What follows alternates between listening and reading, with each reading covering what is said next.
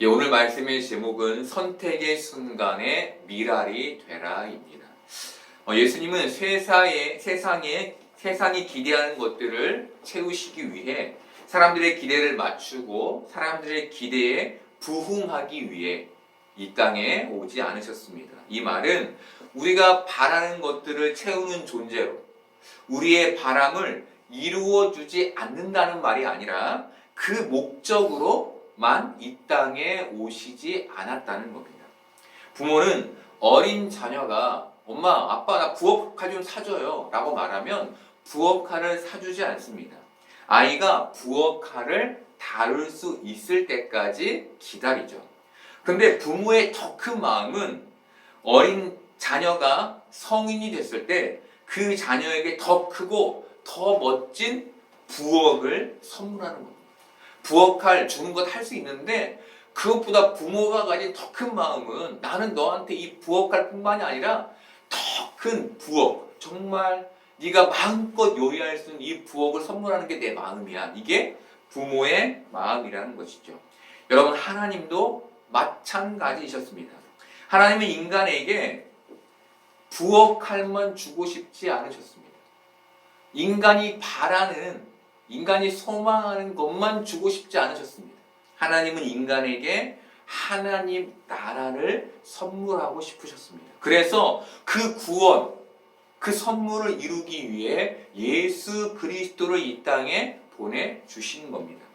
예수님이 이 땅에 오셔서 인간이 갖고 싶어하는 그 모든 것을 주시지 않는 이유는 그것 때문에 자칫 인간이 상하게 될 것을 염려하셨기 때문인 겁니다. 다르게 말하면 칼을 갖겠다고 부엌을 소망하지 않을 수 있기 때문에. 그렇잖아요. 나 칼만 있으면 돼. 부엌 같은 거 필요 없어. 어린아이들은 그렇잖아요. 그렇게 될까봐 세상을 더 사랑하게 되므로 하나님보다, 하나님 나라보다 세상을 더 사랑하게 될 것을 염려하셔서 우리에게 가진 모든 기대와 소망들을 이루어주지 않으셨다는 것이죠. 여러분, 이것 때문에 예수님은 힘의 원리에 저항하셨고 그 힘의 세력에 의해 십자가에 돌아가신 겁니다. 그런데 오늘 말씀은 이런 얘기 속에 진행되는 거예요. 세상의 힘의 원리, 그 세상의 힘의 논리에 저항하시다 결국 힘의 논리에 돌아가시는 그 예수님의 죽음을 예고하며 우리는 과연 이 땅에서 어떤 삶을 살아야 하는가에 대해서 말해주는 것이죠. 성경은 명절에 헬라인이 예배하기 위해 예루살렘에 왔다라고 말합니다. 여러분, 헬라인이면 유대인이 아니죠. 이방인이에요. 이방인이 왜 예배하러 예루살렘에 왔겠어요? 이방인이 예루살렘에 왔다는 것은 그 당시 개종한 헬라인, 유대교를 믿게 된 헬라인이 있었다는 걸 말합니다. 다른 종교를 믿다가 개종한 사람들이 있었다는 것이죠. 여러분, 이런 일은 구약 시대에도 있었습니다. 구약 시대. 다니엘서를 보면 다니엘이 바벨론의 느부갓네살 왕의 꿈을 해석해주는 얘기가 나옵니다. 다 읽어보셨죠? 그렇죠? 이번 주 성경 통독 범위였으니까. 이 당시 바벨론의 주신은 주인이라는 의미를 가진 벨이었습니다. 벨. 그래서 바벨론인 거예요. 벨. 무로닥이라는 이름으로도 불렸던 벨은 전쟁과 폭풍의 신이었습니다. 느부갓네살 왕은 바로 이 벨을 믿는 신자였습니다. 하나님은 느부갓네살 왕에게 네가 사람에게 쫓겨서 들짐승과 함께 소처럼 풀을 먹게 될 것이다 라고 말씀하셨습니다. 그리고 성경은 그가 얼마 지나지 않아 사람에게 쫓겨서 소처럼 풀을 먹으며 몸이 하늘 이슬에 젖고 머리털이 독수리 털과 같이 자랐고 손톱은 새 발톱과 같이 되었다라고 기록합니다. 그가 정말 그 지경에 빠지게 된 것이죠. 그런데 놀라운 사실은 그 일로 인해 그가 하나님을 찬양하겠다는 거예요. 그 일로 인해 그가 하나님을 믿는 자가 됐다는 것이죠. 다니엘서 4장 34절과 37절을 보겠습니다.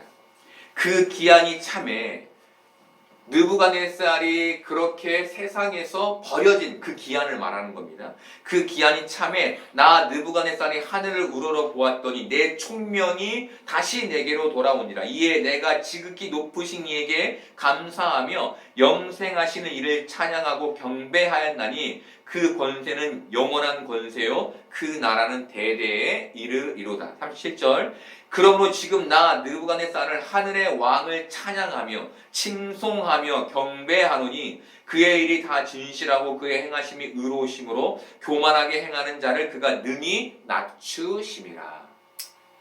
여러분 느부갓네살 왕의 고백이 어떻게 보이십니까? 신앙의 고백처럼 보이죠? 믿음의 고백처럼 보이잖아요. 우리가 하는 고백이잖아요. 배를 믿던 느부갓네살이 하나님을 믿는 사람이 된 것이죠. 앞서 말씀드린 헬라인처럼 개종하게 된 겁니다. 여러분 이 일을 누가 하신 거죠? 하나님이 하신 거예요. 하나님. 여러분 이것은 세상에 하나님이 남기신 남은 자가 있음을 보여줍니다. 남은 자. 세상이 타락하게 가고 있고 무신론자가 넘쳐나며 세상 자체가 하나님을 부인하지만 그 안에 하나님이 남겨놓으신 자가 있다는 거예요. 지금은 불교를 믿고 있고 지금은 다른 종교를 믿고 있지만 하나님께서 그들을 인도하실 사람, 남은 자가 있다는 겁니다. 여러분, 이렇듯 세상에 하나님이 남기신 남은 자가 있다는 것은 우리의 사명이 복음 전함에 있음을 알려줍니다. 그냥 우리가 이렇게 예배만 드리고 끝나는 것이 아니라 우리가 저들에게 복음을 전해야 될 사명을 가지고 있음을 알려주는 거예요. 여러분 지금의 사람들은 무신론을 신앙처럼 가지고 있죠. 그렇죠?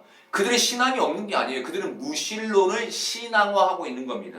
이들은 무신론자이면서도 자신을 위해서는 세상의 영을 섬깁니다. 무당을 찾아가고 다른 점쟁이를 찾아가고 타로 점을 보며 나의 인생이 어떻게 돌아갈 것인지에 대한 영을 믿는다는 것이죠. 그런데 이들 중에 남은 자, 잠재적 신앙인들이 있는 겁니다. 아직 그 모습이 우리의 눈에 보이지 않을 뿐인 것이죠. 하나님이 그들을 돌아오게 하실 그 계획들을 가지고 계신 거예요. 여러분, 우리는 바로 이런 사람들에게 복음을 전할 부름을 받은 자들인 겁니다.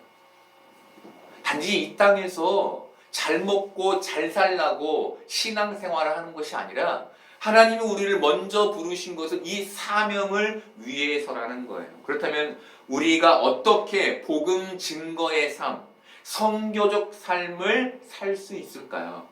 오늘 말씀이 바로 그 내용을 담고 있습니다. 유대교 헬라인들은 빌립을 만나 예수님을 만나게 해달라고 부탁했습니다. 그런데 빌립은 곧장 예수님께 가지 않고 안드레에게 먼저 갑니다. 그리고 안드레와 상의한 후 안드레와 같이 예수님께 갑니다. 그리고 빌립과 안드레가 예수님께 여쭈었을 때 예수님의 대답은 내가 그들을 만날게 아니면 나는 그들을 만나지 않을 거야가 아닌 23절의 말씀이었습니다. 예수께서 대답하시되 인자가 영광을 얻을 때가 왔도다. 여러분 무엇을 여쭈었는지 모르는데 이 말씀을 하신 거예요. 설교를 준비하던 중 예수님은 왜 대답 대신 만날게 아니면 만나지 않을게 라는 대답 대신 인자가 영광을 얻을 때가 왔다라고 하신 걸까라는 궁금증이 생겼습니다. 여러분도 그런 궁금증이 생기지 않습니까? 뭘 말했기에 이렇게 예수님이 말씀하셨을까? 그래서 자료를 찾다가 어떤 목사님의 설교 예화를 보게 됐는데 그게 참 제게 설득력이 있었습니다. 그 내용이 이렇습니다. 이 헬라 사람은 에데스다 왕국의 사신을 가리킨다는 설이 있다는 겁니다. 설입니다, 여러분. 이걸 설명하기 위한 설인 거예요. 어느 날 에데스다 왕국의 왕자가 나병에 걸려 죽게 되었는데 왕이 이 병을 고칠 수 있는 사람이 예루살렘에 있다는 소문을 듣게 됐다는 겁니다. 그래서 왕이 서둘러 사신들을 예수님께 보냈다는 것이죠. 사신들이 다른 제자들도 많은데 빌립을 찾아갔던 이유는 빌립이라는 이름이 헬라어 이름이어서 통역이 필요했기 때문이었다는 겁니다. 그래서 빌립을 먼저 찾았다는 것이죠. 그런데 빌립이 혼자 예수님께 가지 않고 안드레에게 찾아갔던 이유는 그 내용이 혼자 결정할 수 있는 내용이 아니었다는 거예요. 그런데 그 내용이란 예수님이 여기 계시지 않고 우리와 함께 에데스다로 가서 왕의 아들의 나병만 고쳐주면 왕이 예수님을 평생토록 왕의 고문으로 살게 하겠다는 것이었다는 겁니다. 자신들은 유대인들이 예수님을 죽이려 한다는 사실까지도 알고 이 말을 했다는 거예요. 여러분, 굉장한 제안 아닙니까? 정말 혹하는 제안 아닙니까? 죽음이 코앞에 있어요. 그런데 그런 예수님에게 너 우리나라 가면 너 목숨도 살릴 뿐만 아니라 왕 곁에서 왕의 진미를 먹으면 평생 살 수 있어. 우리가 너 그렇게 해줄게. 우리랑 같이 가서 왕의 아들만 고쳐줘. 혹하는 제안이죠. 그런데 예수님 이 제안에 인자가 영광을 얻을 때가 왔도다라고 말씀하셨다는 거예요. 여러분, 예수님은 에데스다라는 나라에 가서 세속적인 영광을 누릴 것이냐 아니면 십자가의 영광으로 나아갈 것이냐라는 선택의 순간에 계셨던 겁니다. 그런데 예수님은 그 세상의 영광이 아닌 십자가의 영광을 선택하신 거예요. 여러분, 예수님이 세속적인 영광과 영원한 영광 사이에서 영원한 영광을 선택하시는 게 오늘 말씀인 겁니다. 그 선택의 말씀이 바로 24절인 거예요. 십자가를 선택하겠다라는 의미의 말씀이 24절인 겁니다. 내가 진실로 진실로 너희에게 이르노니 한 알의 밀이 땅에 떨어져 죽지 아니하면 한 알 그대로 있고 죽으면 많은 열매를 맺느니라. 여러분, 우리도 세속적인 영광과 영원한 영광 사이에서 늘 선택의 고민 가운데, 선택의 순간 가운데 서게 됩니다. 그때 우리 역시 미랄이 되는 자리를 선택해야 한다는 게 오늘 말씀의 핵심인 거예요. 영광이 되는 자리와 미랄이 되는 자리가 있다면 미랄이 되는 자리를 선택하라. 그것이 오늘 말씀의 주제인 겁니다. 목회를 하면서 정말 어렵다고 느끼는 게 있습니다. 그것은 사람들이 복음으로 잘 변하지 않는다는 거예요. 사람들은 복음에 자신들의 생각이나 자신들의 태도를 맞추려 하지 않습니다. 대신 복음이 주는 혜택은 누리고 싶어요. 그게 인간의 마음이에요. 청년부를 담당할 때의 일입니다. 한 청년이 제게 상담을 요청해 왔습니다. 그 청년이 제게 했던 말은, 목사님, 제가 담당하고 있는 청년이 있는데 그 청년이 제가 무슨 말만 하면 나 상처받았어. 그 말에 나 상처받았어. 이렇게 얘기한다는 겁니다. 그런데 그 얘기가 한두 번이지 매번 그렇게 얘기하는 게 자기 마음에 너무 부담되고 힘들다는 것이었습니다. 그래서 제가 그 상처받았다라고 말하는 그 청년을 찾아가서 만나게 됐습니다. 그리고 대화를 하는데 그 청년이 제게도 목사님 말에 제가 상처받았어요 라고 얘기를 하는 거예요. 그래서 제가 물었습니다. 어떻게 해주길 바래? 누구야? 어떻게 해주길 바래? 그러자 그 청년이 했던 말이, 저를 인정해주고 사랑해주세요. 그게 기독교 정신 아닌가요? 였습니다. 여러분, 맞는 말 같잖아요. 그죠? 기독교 정신이 인정해주고 사랑해주는 거잖아요. 그잖아요? 그런데 자신은 공격적인 태도를 취하면서 또 받으려고만 하면서 그것을 해주지 않는 사람에 대해 너는 기독교인답지 않아 라고 말하는 게 과연 옳은 걸까요? 자기는 그런 태도를 취하지 않으면서 너는 기독교인답지 않아. 너무 공격적이잖아요. 여러분, 이 청년의 문제가 뭘까요? 단지 사랑을 못 받아서 그래. 아직 신앙이 덜 자라서 그래. 상처가 많은 사람인가 보지. 라는 식으로 이해하면 되는 걸까요? 아니죠, 여러분. 이 청년의 문제는 복음을 모른다는 겁니다. 다르게 말하면 복음을 자신의 삶에 적용하지 않는다는 거예요. 복음을 자신에게는 적용하지 않고 남에게만 적용하는 삶을 사는 거예요. 여러분, 세상이 그렇잖아요. 우리가 싸움만 나면 뭐라고 얘기합니까? 야, 너 기독교니 그러면 돼? 이렇게 얘기하잖아요. 그들은 그게 무기잖아요. 우리에게 싸울 때 우리를 이길 수 있는 무기. 여러분, 교회 안에는 총 세 부류의 사람이 존재합니다. 첫 번째 부류는 복음을 자신에게 적용하는 사람입니다. 이들은 자신의 삶을 예수님의 삶에 맞추기 위해 애쓰고 노력합니다. 눈물 흘립니다. 이들은 자신의 이익이 아닌 타인을 먼저 생각합니다. 이들은 교회에서 헌신하고 공동체의 화합을 이루기 위해 노력합니다. 두 번째는 복음을 자신이 아닌 남에게 적용하는 사람입니다. 이들은 신앙의 내용을 아주 잘합니다. 그리고 신앙의 언어를 가지고 있습니다. 그래서 신앙이 되게 좋아 보입니다. 하지만 실상은 자기 이익에 갖습니다. 이들은 자신은 헌신하지 않으면서 남이 헌신하지 않으면 가십거리를 만듭니다. 말의 신앙은 가지고 있지만 행동의 신앙은 가지고 있지 못합니다.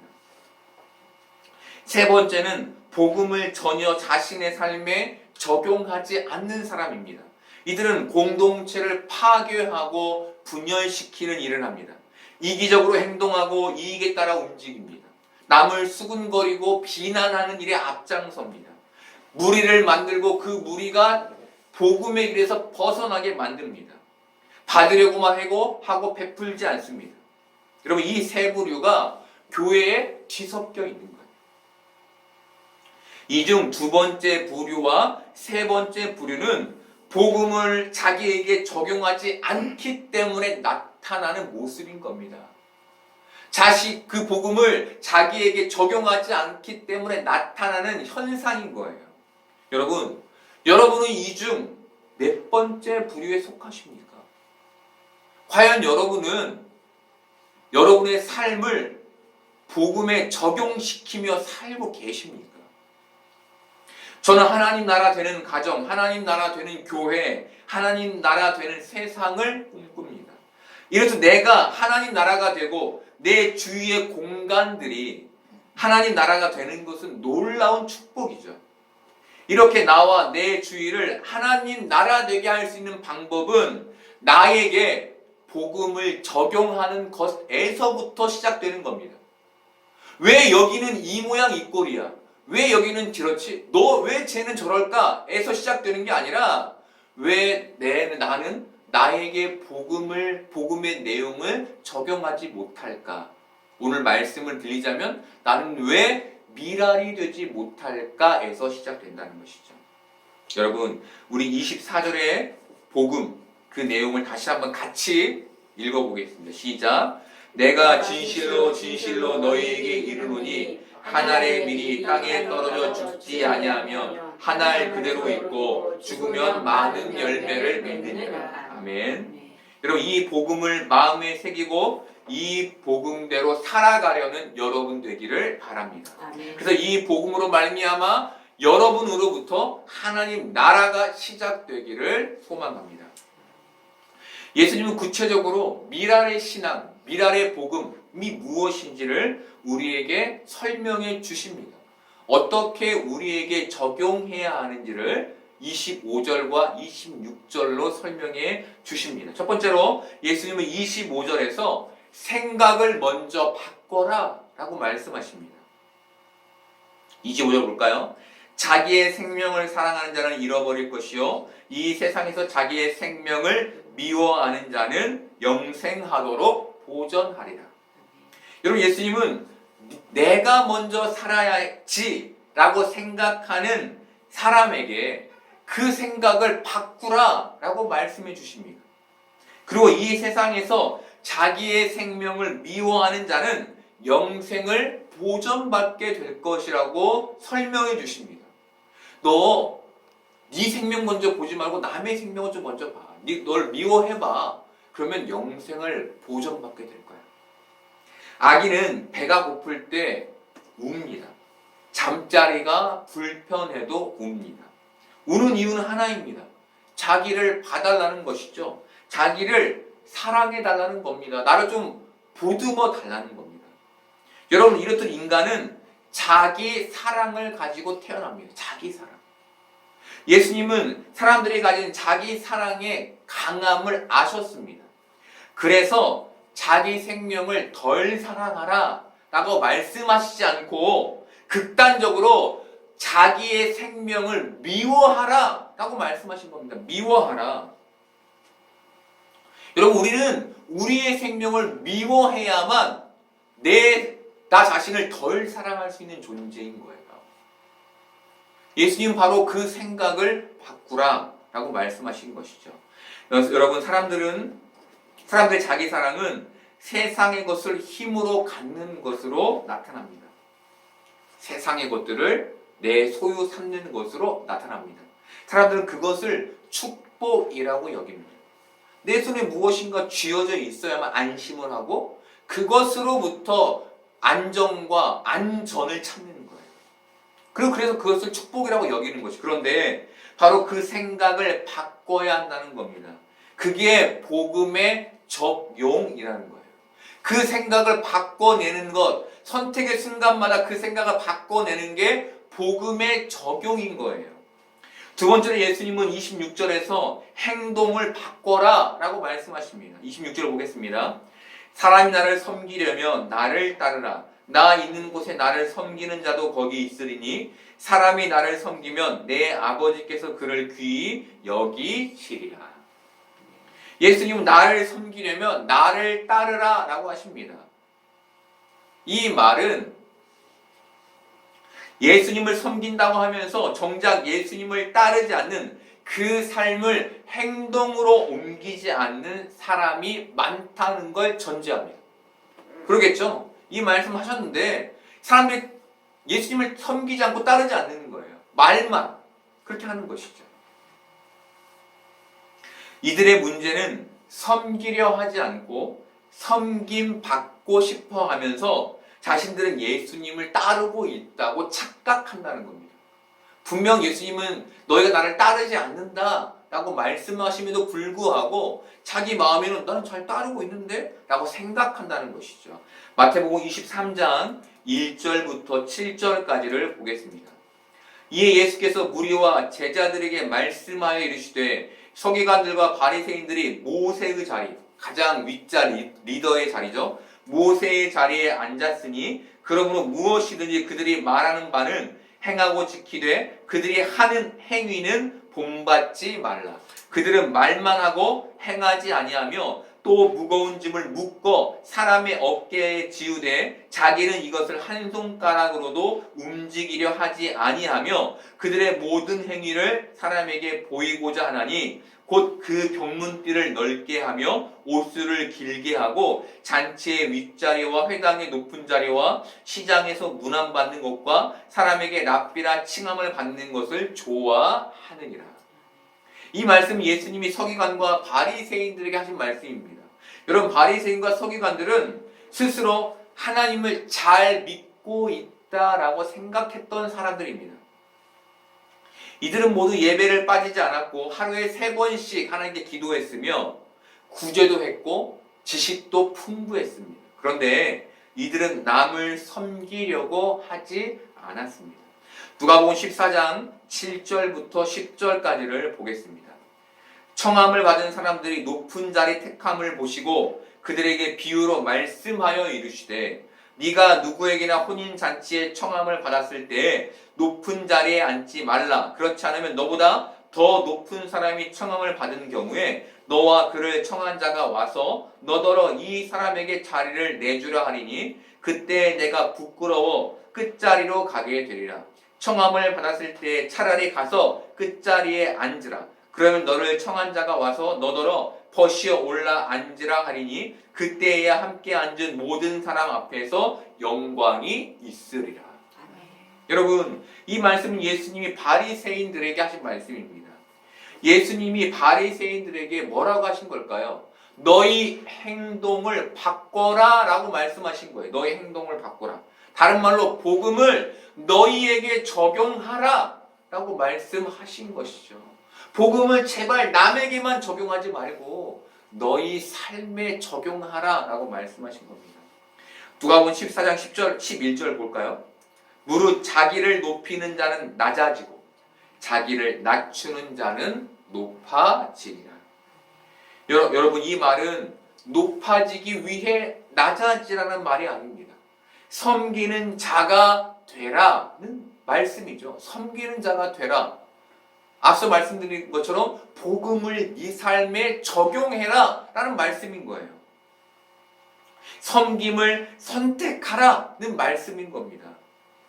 예수님 마태복음 7장 12절에서 그러므로 무엇이든지 남에게 대접을 받고자 하는 대로 너희도 남을 대접하라. 이것이 율법이요 선지자니라 라고 말씀해 주셨습니다. 여러분, 잘 아는 말씀이죠. 그렇죠. 성경에서 황금률이라고 불리는 말씀입니다. 여러분, 예수님 왜 이런 말씀을 하신 걸까요? 왜? 이 당시 종교 지도자들은 섬김 받는 자리에 있는 걸 명예로 여겼습니다. 섬김 받는 자리에 있는 것. 예를 들면 우리나라는 어른을 공경하는 문화를 가지고 있습니다. 그렇죠? 네.